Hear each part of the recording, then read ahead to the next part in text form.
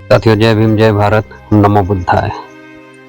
साथियों, बाबा साहब अम्बेडकर चाहते थे कि दलितों के लिए पृथक निर्वाचन क्षेत्र हो, SC, ST और OBC के लोग चुनकर जाएं लोकसभा में, दलितों के भी प्रतिनिधि हो, अन्यथा उनका कहीं भी किसी भी संसद में प्रतिनिधित्व कभी नहीं होगा।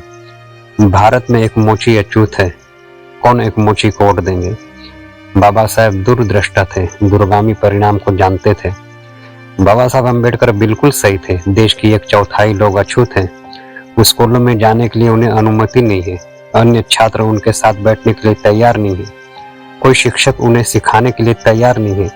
सरकार कहती है कि सरकारी स्कूल खुले हैं, लेकिन वास्तविकता में कोई एक अछूत छात्र कक्षा में प्रवेश करता है तो सभी 30 छात्रों कक्षा छोड़ने को तैयार हैं। शिक्षक वर्ग कक्षा छोड़ देता है तो फिर कैसे इन गरीब लोगों का, जो इस देश का 1/4 भाग है, प्रतिनिधित्व किया जा रहा है। इसलिए उन्हें अलग निर्वाचन क्षेत्र दिए जाने चाहिए, जहां केवल वे खड़े हो सकते हैं और केवल वे मतदान कर सकते हो।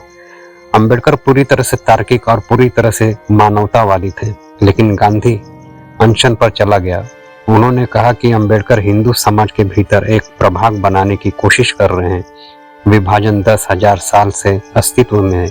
यही कारण है कि गरीब अंबेडकर विभाजन पैदा नहीं कर रहे थे, वह सिर्फ इतना कर रहे थे कि हजारों सालों से देश के 1/4 लोगों पर अत्याचार किया गया है।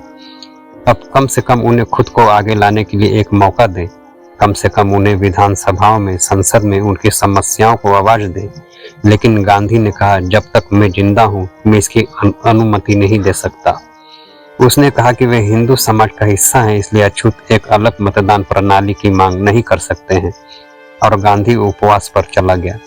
21 दिनों के लिए अंबेडकर अनिच्छुक बने रहे, लेकिन हर दिन पूरे देश का दबाव उन पर आता जा रहा था और उन्हें ये महसूस हो रहा था कि अगर वह बूढ़ा आदमी मर जाता है तो महान रक्तपात शुरू हो जाएगा। अगर गांधी की मौत हो गई तो यह स्पष्ट था कि अंबेडकर को तुरंत मार डाला जाएगा और लाखों अछूतों को पूरे देश में हर जगह मारा जाएगा, क्योंकि यह माना जाएगा कि यह तुम्हारी वजह से है। बाबा साहब अम्बेडकर को सारी गणित को समझाया गया था कि ज्यादा मैं नहीं है, वह 3 दिन से ज्यादा जीवित नहीं रह सकते। कुछ दिनों में सब बाहर आने वाला है। बाबा साहब अम्बेडकर झिझक रहे थे।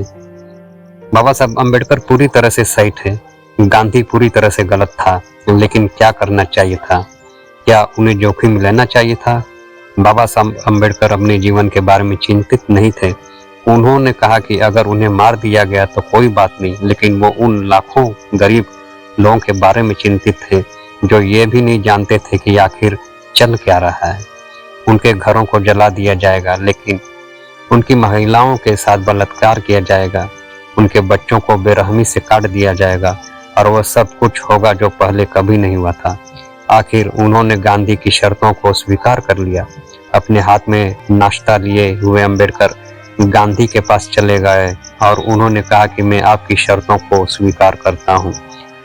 हम एक अलग वोट या अलग उम्मीदवारों के लिए नहीं कहेंगे, इस संतरे का रस स्वीकार करें। और गांधी ने संतरे का रस स्वीकार कर लिया और इस तरह कुटिल गांधी की चाल कामयाब हुई और दलितों के साथ धोखा कायम रही। लेकिन यह संतरे का रस असल में इस एक गिलास संतरे के रस में लाखों लोगों का खून मिला हुआ था। निश्चिंत ही डॉक्टर बाबा साहब अम्बेडकर आज तक मिले हुए सबसे बुद्धिमान लोगों में से एक थे, लेकिन मैंने उनसे कहा कि मुझे लगता है कि आप कमजोर साबित हुए।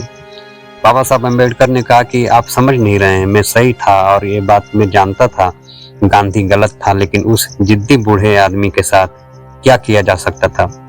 वह मरने के लिए जा रहा था और अगर वह मर गया होता है तो मुझे उसकी मौत के लिए जिम्मेदार माना जाता और अछूतों को बड़ी समस्या का सामना करना पड़ता। अगर हम बाबा साहब और गांधी में तुलना करेंगे तो गांधी कहीं भी दूर दूर तक नजर नहीं आएगा। साथियों, बाबा साहब सही मायने में एक सच्चे देशभक्त और सच्चे समाज सेवी थे। बाबा साहब को शत शत नमन।